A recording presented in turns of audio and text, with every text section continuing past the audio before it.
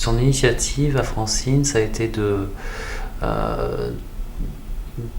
refuser toutes les propositions qui ont été faites en tant que soliste, en tant que violoniste soliste. Elle avait la possibilité vraiment de jouer avec des grands orchestres, d'avoir une grande carrière à une certaine époque. Elle a joué avec Pablo Casals au festival de musique de chambre. Elle avait un répertoire incroyable, elle a pas mal enregistré. Elle était partie vraiment pour faire une carrière. Elle avait des producteurs derrière elle qui souhaitaient la faire jouer beaucoup, mais elle avait une histoire d'amour très très forte avec son mari.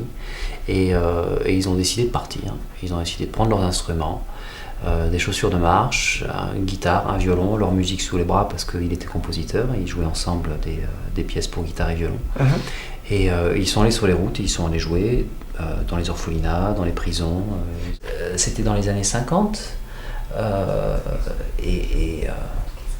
ils sont partis à pied et je ferme ma porte, je ne sais même pas si je vais mettre un tour de clé, quoi.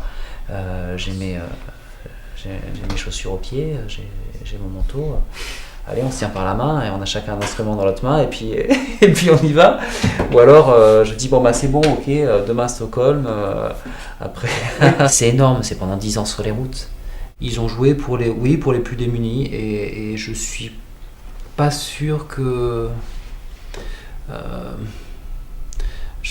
forcément c'était un moteur de pouvoir amener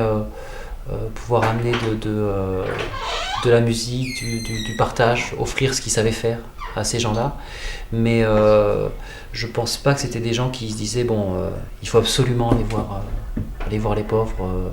La démarche, c'était de se dire il faut faire vivre la musique, il faut la faire écouter et forcément la faire partager à des gens qui n'auront pas l'occasion d'aller dans les salles de concert.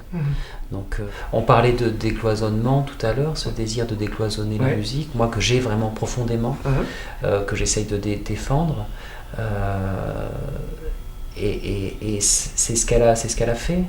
Donc j'ai commencé à travailler avec elle. Ça devait être en 84, elle est décédée en 91. Moi j'étais minot, j'étais vraiment petit. Donc elle était prof au conservatoire de Montpellier. J'ai fait mes classes avec elle. Et vraiment à la toute fin, alors qu'elle était plus prof au conservatoire et qu'elle continuait à donner des cours particuliers à ses élèves parce qu'on ne pouvait pas se passer d'elle, c'était impossible de se passer d'elle. Donc moi j'y allais tous les samedis matins. Il y avait toute son ancienne classe qui continuait à aller la voir. Et un jour, elle a ressenti le besoin. C'était déjà une dame âgée. À l'heure du cours, le samedi matin, j'arrive et là, elle nous dit on va pas sortir le violon aujourd'hui. Il faut que je vous parle. Il faut que je vous dise ce que j'ai fait dans ma vie. Et là, elle a sorti tous ses documents. Elle a sorti toutes ses photos. Elle a sorti tous les articles. Il y avait les lettres de remerciements des orphelinats, des prisons, il y avait les programmes de concert, il y avait les photos de la période où elle a joué justement à Pablo Casals. À notre époque, il y a peu de gens qui vont pouvoir mettre dans la balance, se dire voilà, on propose une grande carrière, vendre l'affiche. Si, forcément, quand elle est décédée, beaucoup de gens en ont reparlé. Elle a marqué beaucoup de monde, quoi. Elle a marqué beaucoup de monde.